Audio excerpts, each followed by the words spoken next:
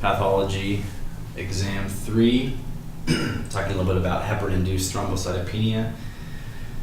This is basically when a person gets thrombocytopenia when you give them heparin. First of all, though, I want to cover a little bit about what happens when normally a person has a blood clot, or basically they stop bleeding. So first of all, if I were to poke my finger with a needle, I would have some vasoconstriction. Then primary hemostasis would begin. I would have platelet adhesion, where the platelets would adhere or stick. Then they would undergo shape change, they'd get bigger. Then they would release granules such as adenosine diphosphate, ADP, and thromboxane, A2.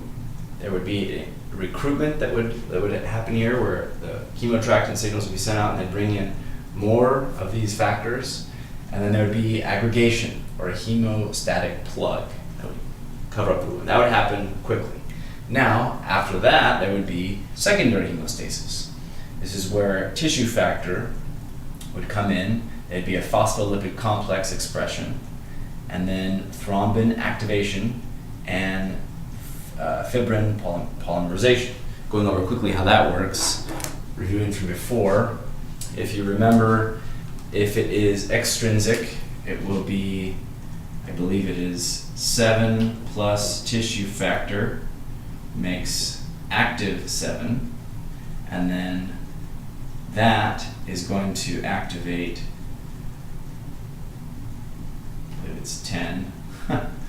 Goodness, not remembering very well right now. 7, 10. Anyway, I don't remember exactly, but essentially 10 ends up being activated, and 10 is going to go on and activate 2, which is also known as, I believe it's prothrombin, turns it into thrombin, and thrombin then turns fibrinogen into fibrin, and fibrin is what connects these platelets to each other. Remember, originally it's the platelets have I can't remember what the exact letters were, it's like C1b, 3-1b or something like that, and that connects them to von Willebrand's factor. And then if these platelets want to cross-link with each other, they need the like C3-2b or something like that. I can't remember the exact letters, I apologize. But essentially it's the fibrin that connects these things together. And that forms the second plot. There's this cascade where it's like, 7, 8, 9, 10, and 11's in there somewhere, and 5's in there somewhere, and it goes through. Review that, it's important. Anyway, so I obviously need to. There are causes of excessive bleeding. So if you were to poke me and it just bleeds and bleeds and bleeds and bleeds and never stops, you'd think, okay, why is this happening? Well, it could be, number one, because I have really fragile blood vessels. Maybe they just burst really easily and it caused me to bleed a lot. Or it could be because I have a deficiency or dysfunction with my platelets. Maybe I have some kind of genetic disorder or something that causes my platelets not to be formed right, or maybe I've got some other reason I don't have very many platelets. Lastly, it could be some other derangement in the whole process of the coagulation. There's a lot of little parts that I was talking about there, tissue factor, and 7, and 9, and 10, and the little things on the von Willebrand's factor, and the little things on the platelets that bind to each other. Any one of those factors could be going wrong. If any one of them goes wrong, you're gonna have issues. So if I want to look at someone then and decide whether or not does this person have thrombocytopenia, then I'm going to need to look at their platelets. And if they have decreased platelets number less than 100,000, then there's a diagnosis for thrombocytopenia. Typically, though, if you were to look at their platelet number and they have less than 20,000, the person would be more likely to have some kind of spontaneous bleeding occurring. I'm going to go into this in a minute. Go up here to the lab test, though. So first of all, if someone does have some bleeding issues and you want to test them for thrombocytopenia, there's a PT and there's a PTT. So the PT is a prothrombin time. So essentially what you're doing in this is you're going to test the extrinsic and common pathways. Remember, the extrinsic pathway is the one that I think starts with 7, oh goodness, can't remember. Anyway, it's basically what happened if I were to damage the endothelial tissue. Okay, so extrinsic pathway, and then the common pathway. So then the clotting factor after adding, So now I'm going to check, I guess, for clotting factor after adding exogenous tissue thromboplastin and calcium ions. So I'm adding in some of this thromboplastin and some calcium, and then seeing what happens, how long it takes. If there's platelets there, then it should, get going. But if not, then I guess that wouldn't do much. Then there's also the partial thromboplastin time. So this is the PTT. The first one was just the prothrombin time. This is the partial thromboplastin time. So this is testing the extrinsic and common pathways. I think I'm actually making a mistake there. I double check for a moment. So I apologize. That should say intrinsic, not extrinsic. Glad I caught that. This is testing intrinsic. So PTT tests intrinsic. And how are you going to remember that? I don't know. Test intrinsic and common pathways.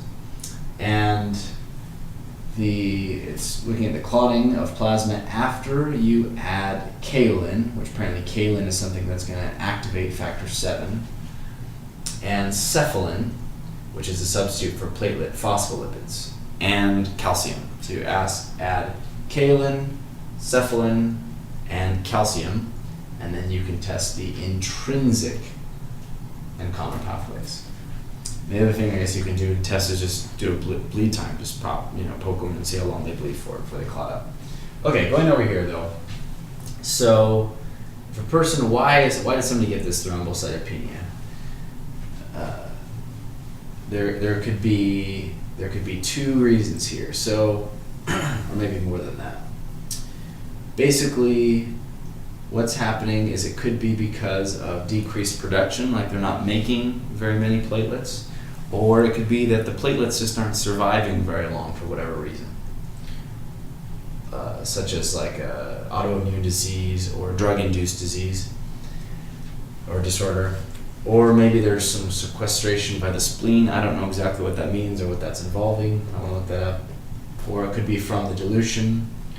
From massive transfusion. So let's say someone was bled out really bad, and then you give them a whole bunch of blood, but the blood that you give them doesn't have very many platelets in it, or no platelets in it. Well, now they have a really, really low relative platelet count, so they might have thrombocytopenia. So in heparin-induced thrombocytopenia, there are 2 types. The first type is mild. It happens immediately. It's mild. It's doesn't involve the immune system at all. And if that happens, then you just continue giving heparin. It's okay. The second type of heparin-induced thrombocytopenia is more serious. This is where it's delayed for I think it was 4 to, it's a couple weeks or something, 10 days to 2 weeks or something like that. I can't remember. And this is where they're going to have venous and arterial thrombosis, which seems really odd to me. I don't understand exactly why that's happening. I think it might be in such a case where there's this thrombus which is using up all of their platelets, and so they don't have any more in their body. Or let's say my entire leg was one giant thrombus and all my platelets were involved there or something, that I'm not going to have any more platelets. I'm not sure what that means exactly. But in such a case, it's the delay. This is involving the immune system likely. And if this happens, you just need to stop. There's risk factors associated with heparin-induced thrombocytopenia, and if you're giving someone unfractioned heparin, which means there must be something wrong with it, or if it's post-operative thrombophilaxis, that's another risk factor, or it's also a risk factor to be a woman. Apparently, women are at higher risk for this.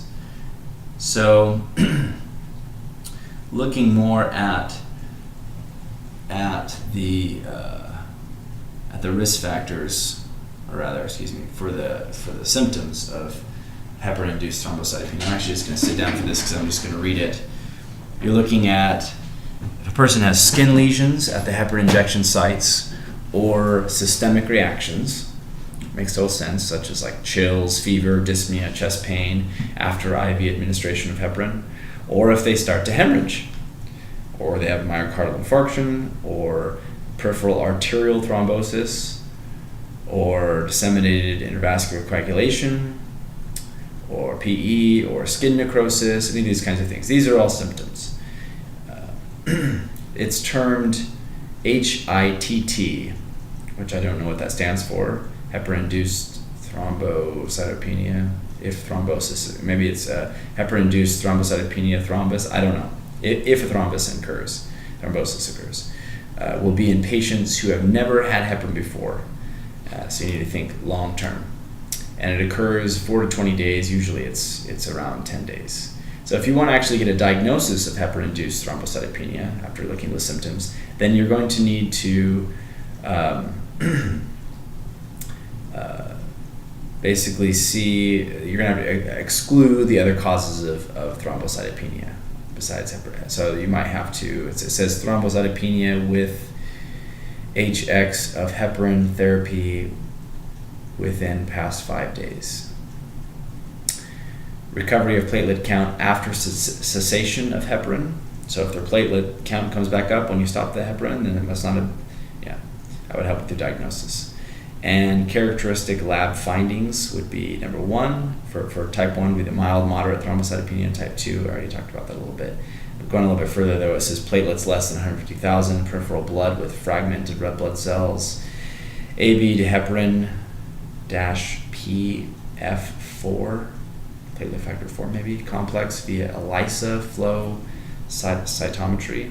And lastly, for treatment of heparin-induced thrombocytopenia, you need to discontinue heparin immediately, begin alternative anticoagulant, lower risk of heparin-induced thrombocytopenia with low molecular weight heparin preparation. However, not an alternative anticoagulant once heparin-induced thrombocytopenia has begun.